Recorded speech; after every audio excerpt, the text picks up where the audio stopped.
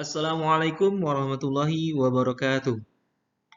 Alhamdulillah, ini adalah fikih puasa bagian kedua, yang mana pada video yang kedua ini Bapak akan menjelaskan puasa nazar dan puasa sunnah. Ya, tidak memperpanjang mukadimah. Nabda'u bil basmalah. Bismillahirrahmanirrahim. Baik, materi yang pertama yaitu puasa nazar. Ya, Bapak ambil kalimat nazar ya. Nazar adalah perbuatan seorang yang mewajibkan pada dirinya suatu amalan. Ya, di mana di dalam syariat amalan tersebut hukum asalnya tidak wajib, tapi menjadi wajib karena dinazarkan. Bapak ambil contoh ya. Misalnya ada orang yang bernazar apabila ia naik kelas, maka ia akan bersedekah.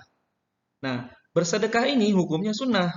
Namun, ketika dijadikan menjadi amalan nazar, maka hukumnya menjadi wajib. Ya, ini ditunjukkan sebagaimana dalilnya. Bapak ambil surat Al-Insan ayat ke-7. Yufuna bin nazri wa yakhafuna yauman kana syarruhu mustatiran. Mereka menunaikan nazar dan takut akan suatu hari yang azabnya merata di mana-mana. Ya. Ini adalah pengertian puasa nazar. Selanjutnya, untuk hukum dan dalil, di sini Bapak mengambil hadis riwayat Bukhari dari Aisyah. Aisyah yaitu man nazara an yuti Allah falyuti'hu, man nazara an yuti Allah falyuti'hu, wa man nazara an ya'siyahu fala ya'sil. Barang siapa yang menazarkan untuk mentaati Allah Subhanahu wa taala, maka hendaklah ia mentaati Allah, dan barang siapa yang bernazar untuk durhaka kepada Allah, maka janganlah ia melakukannya. Ya. Jadi, nazar ini hukumnya dalam ketaatan kepada Allah Subhanahu wa taala. Di buku kalian juga dijelaskan ya. Bernazar untuk hal yang maksiat ini hukumnya tidak boleh. Ya. Salah satu sebab-sebab puasa nazar yaitu dijelaskan sebagaimana uraian di dalam buku kalian bahwa puasa nazar adalah puasa yang dilakukan karena terdapat janji untuk melakukannya. Dengan demikian, sebab terjadi puasa nazar adalah karena ada janji dan nazar. Ya, jadi bila seseorang ataupun murid-murid Bapak memiliki janji kepada Allah Subhanahu wa taala, misalnya apabila dipermudah ujiannya maka akan puasa Senin Kamis. Nah, Senin Kamis yang puasanya ada hukum puasanya adalah sunnah, maka ini menjadi wajib. Baik, selanjutnya untuk kafarat nazar. Dijelaskan jika seorang telah bernazar puasa pada hari tertentu, namun tidak ditepatinya, maka ia harus membayar denda. Denda inilah yang disebut kafarat. Ya, denda bagi orang yang melanggar janji nazarnya sama seperti kafarat melanggar sumpah. Sebagaimana hadis Nabi Muhammad SAW. Kafaratu nazrin kafaratu yaminin. Kafarat nazar itu adalah kafarat sumpah. Hadis riwayat Muslim, ya. Berdasarkan hadis di atas, maka kafarat bagi orang yang meninggalkan nazarnya adalah dengan memilih salah satu denda berikut. 1. Memberi makan 10 orang miskin. 2. Memberi pakaian 10 orang miskin. 3. Memerdekakan hamba sahaya. Nah, ini memerdekakan hamba sahaya sudah tidak ada di zaman sekarang ya. Yang keempat yaitu jika tidak mampu melakukan salah satu dari 3 jenis denda tersebut, maka berpuasa 3 hari. Nah, oke.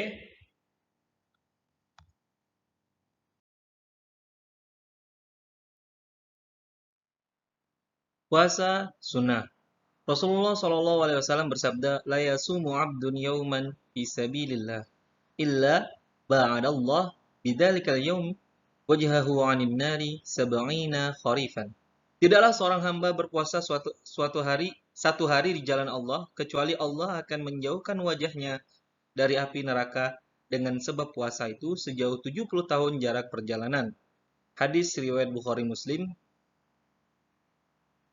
Selanjutnya, ya, Bapak akan menjelaskan puasa-puasa sunnah yang dituntunkan dalam Islam. Yang pertama yaitu puasa 6. Ya, puasa 6 hari pada bulan Syawal. Ya. Man shoma Ramadan summa atba'ahu sittan min Syawal kana kasiyami dahri. Barang siapa yang berpuasa pada Ramadan kemudian melanjutkannya berpuasa 6 hari pada bulan Syawal, maka seperti ia berpuasa sepanjang tahun. Hadis riwayat Muslim. Ya, puasa Syawal tidak boleh dilakukan pada hari yang dalam berpuasa di dalamnya. Yang ini pada hari Idul Fitri, ya. Puasa tersebut tidak disyaratkan harus berurutan, ya. Sebagaimana kemutlakan hadis di atas, akan tetapi utama segera dalam kebaikan, ya. Boleh berurutan, boleh tidak. Nah, lalu jika ada kewajiban mengkodok puasa, puasa Ramadan, maka dianjurkan mendahulukan kodok baru berpuasa Syawal 6 hari. Ya, sebagaimana hadis dari Abu Ayyub Al-Ansori. Akan tetapi, ya, jika dikhawatirkan ya puasa Syawal ini hanya bisa dilakukan pada bulan Syawal, maka diperbolehkan juga melakukan puasa Syawal terlebih dahulu lalu mengkodok puasanya. Selanjutnya yaitu puasa Arafah, ya. Puasa Arafah ini untuk orang yang sedang beribadah haji. Selanjutnya yaitu puasa Asyura 10 Muharram dan sehari sebelumnya yaitu pada tanggal 9 Muharram, ya. Wasiyamu yaumin Asyura uhtasibu 'ala Allah an yukaffiras sanah allati qablahu. Puasa pada hari Asyura aku berharap kepada Allah agar mengampuni dosa-dosa setahun yang lalu. Hadis riwayat Muslim. Adapun berpuasa pada hari yang ke-11 maka dalilnya sangat lemah sehingga tidak bisa dijadikan sandaran, ya. Jadi yang paling penting adalah puasa tanggal 9 dan 10 Muharram.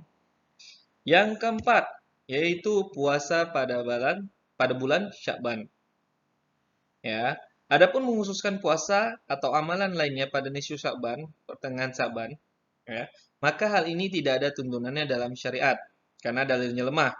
Lalu yang kedua, hendaknya tidak berpuasa pada hari Syak, yaitu hari yang diragukan apakah sudah masuk Ramadan ataupun belum, ya, yakni sehari atau 2 hari pada akhir Sya'ban. Nah, ini nak. Jadi karena setelah Sya'ban yang diragukan maka tidak dianjurkan.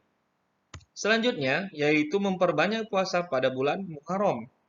Satu hadis yang Bapak ambil yaitu afdhalus siyami ba'da Ramadan syahrullah Muharram wa afdhalus shalah ba'dal fardhah yakni shalatul lail. Yakni puasa yang paling utama adalah puasa Ramadan. Lalu puasa yang bulan ini Allah yakini bulan Muharram. Dan sholat yang paling utama yaitu adalah sholat fardu adalah sholat malam. Jadi sholat yang paling utama setelah sholat fardu adalah sholat malam. Hadis riwayat Muslim. Selanjutnya yaitu puasa hari Senin dan Kamis. Ya. Zaka yaumun walidtu fihi wa yaumun bu'ithtu.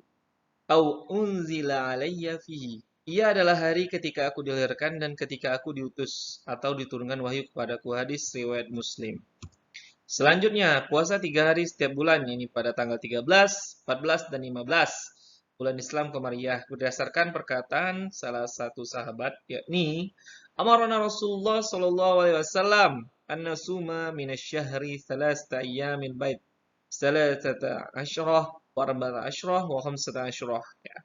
Rasulullah sallallahu alaihi wasallam memerintahkan kami untuk berpuasa 3 hari baid, yaitu pada tanggal 13, 14, dan 15. Hadis Hasan yang dikeluarkan oleh An-Nasai. Selanjutnya yaitu puasa sehari dan berbuka sehari, yang kita sebut yaitu puasa Daud. Ahabbus siyam ilallahi siyamu Daud, wa habbus shalah ilallahi salatu Daud. Kana yanamu nisfal lail wa yakuma sulusahu wa yanamu sudusahu wa kana yuftiru yauman wa yasumu yauman, muttafaqun alaih. Ya, hadisnya muttafaqun alaih yaitu hadis riwayat Bukhari Muslim. Puasa yang paling disukai Allah adalah puasa Nabi Daud dan salat yang paling disukai Allah adalah salatnya Nabi Daud. Yaitu beliau biasa tidur separuh malam dan bangun pada sepertiganya dan tidur pada seperenamnya adalah beliau berbuka sehari dan berpuasa sehari.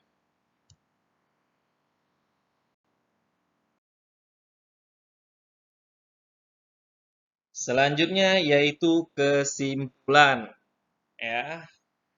Kesimpulan yang ingin Bapak sampaikan adalah yang pertama, ya, puasa yang tidak ada rangka beribadah kepada Allah Subhanahu wa taala. Misalnya, yaitu seseorang yang berpuasa hendak mendapatkan bantuan dari selain Allah Subhanahu wa taala. Yang kedua, menyelisihi tata cara Nabi Shallallahu alaihi wasallam, yakni mengkhususkan tata cara tertentu yang tidak ada tuntunannya dari Nabi. Mengkhususkan waktu tertentu juga tidak ada tuntunan dari Nabi Shallallahu alaihi wasallam. Maka seyogyanya kaum muslimin menahan diri dari beribadah tanpa dasar ilmu. Ya.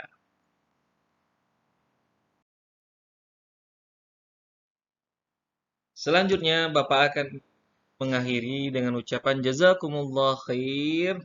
Ya, Bapak ucapkan terima kasih kepada murid-murid Bapak. Semoga kalian bisa mengambil manfaatnya dari video yang telah Bapak buat. Ini video bagian kedua dari puasa. Ya, Bapak ucapkan barakallahu fikum. Semoga Allah memberkahi kalian dan ilmu kalian. Wassalamualaikum warahmatullahi wabarakatuh.